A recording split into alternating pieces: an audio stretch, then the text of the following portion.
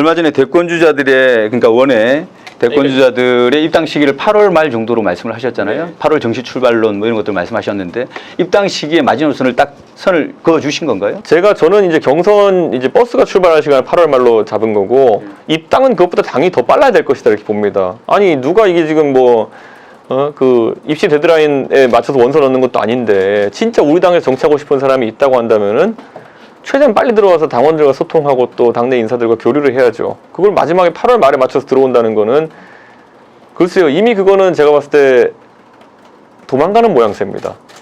예. 우리 당원들이 무슨 머리에 뿔 달린 사람들도 아니고 우리 당원들과 소통하는 것이 두려워가지고 입당을 늦춘다라고 하는 것은 그거는 사실 개연성이 떨어지는 이야기입니다. 예. 누구든지 우리 당의 힘이 필요하고 그걸 통해서 대선에 나가고 싶은 사람이라면은 최대한 빨리 호랑이 굴도 아니에요. 심지어 일부 주자들한테 우리 당원들은 너무 호의적이라 가지고 우리 당내 주자보다도 우리 당외 주자를 선호하는 당원들도 많아요. 그럼 호랑이 굴이 아니라 이건 천사굴입니다. 이거는 천사굴에 들어오는 게 두려워가지고 안 들어온다. 이거는 되게 희한한 상황인 거거든요. 저는 좀 여러 가지 이제 고민이 있을 것이고 저는 그래서 이 두 가지로 구분하는 게 당외 주자들이 정치도 처음이시고 정당도 처음이신 분들이 있기 때문에 내가 정당에 참여하는 것에 아니면 정치를 시작하는 것에 대한 진지한 고민은 최대한 길게 가셔도 됩니다. 무슨 말이냐면 내가 예를 들어 공직에 계시던 분들이니까 내가 공직을 마치고 나와가지고 국가를 위해 다른 봉사를 할 준비가 되어 있는 사람인가 스스로 고찰하고 나는 왜 정치를 하는가 이런 고찰하고 이 시간은 길면 길수록 좋아요. 저는 길어도 좋아요. 왜냐 더 깊은 고찰한다니까요. 그런데 그게 아니라 유불리에 대한 고찰이면 그건 하나도 쓸데없는 시간을 보내는 겁니다. 내가 지금 들어가면 유리하고 나중에 들어가면 불리하고 뭐 지금 들어가면 불리하고 나중에 사람을 모아가면 혼자 사고 실험하고 있는 거거든요. 근데 국민들은 그런 사고 실험에 크게 관심이 없어요.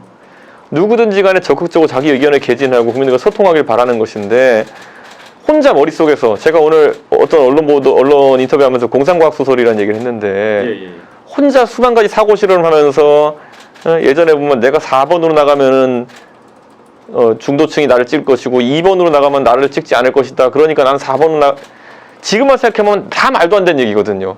오세훈 시장 2번으로 나가서 중도표 충분히 얻어가지고 당선됐거든요. 그렇습니다. 그러니까 혼자 그런데 그 고민하고 있었던 거예요. 국민들은 4번이든 2번이든 간에 당신이 괜찮으면 뽑아줄 준비가 되어 있는데 혼자 내가 2번 달면 국민들이 싫어하지 않을까? 그러니까 저는 이제 그런 고민은 하는 분이 있다면은 그거는 굉장히 이거는 잘못된 고민이다 이렇게 생각합니다. 입당 시기를 놓고 손익계산을 머릿속에 그리는 것은 무조건 손해요. 늦어지면은 제 생각에는 네. 손익계산할 것도 없이 무조건 손해인데 그 계산 못 하시는 분들이 저는 그러면 앞으로 다른 판단들은 제대로 할 것이냐 저는 기대 없습니다. 그건. 뭐 의문일 수도 있겠습니다만 만약 윤석열 전 총장이 9월이나 10월이나 충분히 시간을 가지고 원외 국민의힘 밖에서 제3세력을 끌어모은 뒤에 들어오는 그런 수순으로 간다면은 어떻게 하시겠어요? 원래 사람이 그 정치를 할 때요, 그 별의 순간이라고 저희가 얘기하잖아요. 그렇습니다. 되게 각광받고 누구나 그 사람에게 가서 만나고 싶고 이런 시기가 있어요. 자, 그러면 윤석열 전 총장 지금 검찰총장 물러났고 몇 달 전에 이미 한 3달 됐나요? 그렇습니다. 물러났고 자, 그러면 사람들이 이제 평가하는 겁니다. 지난 3개월 동안 제가 만약에 그 위에 있었으면요, 제가 만나고 싶은 사람 다 만났을 거고요. 예? 오라면 다 왔을 거예요. 근데 그 시간을 그러면 얼마나 가치 있게 보냈었느냐. 평가해보면 그 앞으로 3개월은 또 다르겠느냐. 그 뒤에 3개월은 또 다르겠느냐. 냉정한 평가를 할 수 있는 것이거든요. 본인에게 가장 뭐든지 할 수 있는 시간이었을 때 그 기회를 잡지 못했는데 앞으로는 잡을 것이냐. 예를 들어서 그분이 뭐 처음에 무슨 학자를 만나고 이렇게 했다고 하지만은 저는 제가 봤을 때 그다지 감흥을 받지 못했어요. 예.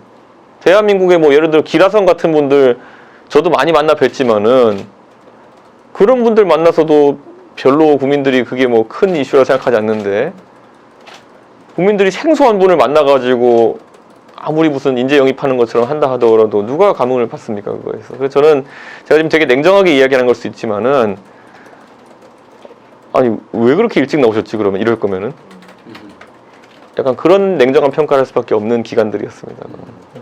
윤석열 총장하고는 대표 취임 이후에 좀 연락을 하시거나 만나보신 적이 있으십니까? 제가 그런 거 공개 안 하기로 했는데 뭐 제가 예를 들어 사적인 소통은 당연히 하지 않고요. 예, 그거는 이제 공정 경선을 관리하기 위해서 하지 않고요. 다만 그런 생각은 오히려 듭니다. 진짜 제3지대를 할 여건이 되거나 아니면 그런 기반이 있는 것이 아닌 이상 지금보다는 적극적이었어야 했다. 예. 혹자는 제가 윤석열 총장에 대해서 그렇게 해야 된다는 사람도 있는데요. 저는 그게 아니라 거꾸로였어야 되지 않나는 생각합니다. 예. 요즘 본인 지지율이 많이 올라가셔가지고 차라리 당대표 아니라 대선 주자로 출마했었으면 어땠을까 이런 생각 안 해보셨어요? 다행히도 연령 제한 때문에 저는 한 번도 고민해 본 적이 없습니다. 그렇죠. 40세 이하는 출마를 할 수가 없으니까요. 나중에는 혹 시간이 되시면 대선 출마 이런 쪽도 생각을 해볼 수 있으신가요? 모든 정치인은 항상 위를 바라봐야 된다는 얘기를 제가 했었는데요. 하지만 저는